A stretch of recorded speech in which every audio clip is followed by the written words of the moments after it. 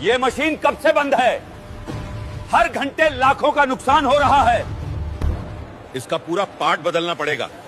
कम से कम 40 लाख लगेंगे। 40 लाख? तुम लोग पैसा लूटने आते हो या मशीन ठीक करने? साहब, हम क्या करें? मशीन ही पुरानी है। साहब, मैं इस मशीन को ठीक कर सकता हूं।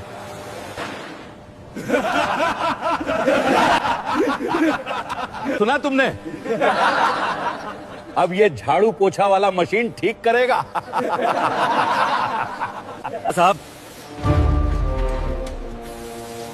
एक मौका दीजिए, मैं आपको गलत साबित कर दूंगा।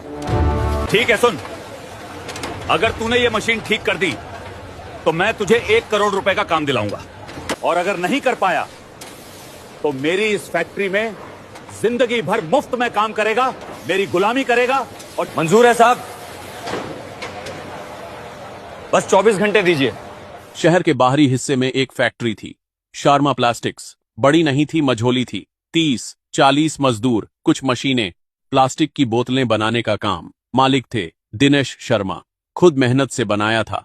उन्होंने यह सब 20 साल लगे थे। छोटे आदमी थे, लेकिन पैसे आने के साथ साथ रुतबा भी आ गया था, और रुतबे के साथ थोड़ा घमंड भी। उस फैक्ट्री में एक लड़का काम करता था, झाड़ू पोछे का, आदित्य।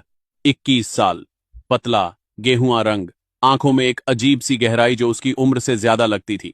सुबह 8 बजे आता, रात 8 बजे जाता।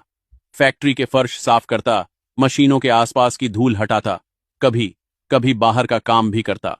तनख्वाह थी 8,000 रुपये महीना। किसी को नहीं पता था कि उस लड़के के पास एक सर्टिफिकेट था जिस पर लिखा था IIT bachelor of engineering mechanical. 2 साल पहले आदित्य की जिंदगी अलग थी। कानपुर के एक छोटे से घर में पला था वो। माँ, बाप और एक छोटा भाई। बाप मजदूर थे, कपड़े की एक छोटी दुकान पर काम करते थे। तनख्वाह कम थी, लेकिन घर में पढ़ाई की इज्जत थी। बाप कहते थे, पैसा आएगा जाएगा, पढ़ाई कोई नहीं छीन सकता। आदित्य ने वो बात पकड़ ली थी। दिन रात पढ़ा। छोटे से कमरे में बिजली जाने पर मोमबत्ती जलाकर बोर्ड एग्जाम्स में 94% लाया। IIT एंट्रेंस की तैयारी की पहले अटेम्प्ट में क्लियर किया। उस दिन बाप ने आंखें पोंछी थीं। मां ने मिठाई बांटी थी। मेरा बेटा ईद गया।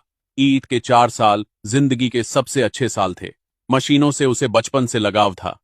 घड़ी खोलना, पंखे की मोटर देखना, साइकिल ठीक करना, यह सब उसे खेल लगता था। IIT में जब मैकेनिकल इंजीनियरिंग पढ़ी तो जैसे सब जगह जुड़ गए। प्रोफेसर कहते थे, यह लड़का आगे बड़ा काम करेगा। फाइनल ईयर में उसका एक प्रोजेक्ट